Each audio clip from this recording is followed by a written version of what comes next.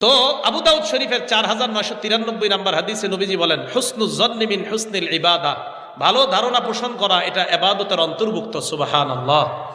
ইমাম শাফি বলেন, তোমরা যদি মরণ চাও কালিমার সাথে, আমরা কালিমার সাথে মরণ চাই না? ইমাম শাফি বলেন, মান আহাব্বা ইয়ুখতামালাহু বিল খায়র, কেউ যদি কল্যাণের সাথে মৃত্যুবরণ করতে চাও, মরণ চাও যদি কালিমার সাথে, ফালইউহসিনিজ জন্না বিন্নাস, সে যেন মানুষের প্রতি ভালো ধারণা পোষণ করে।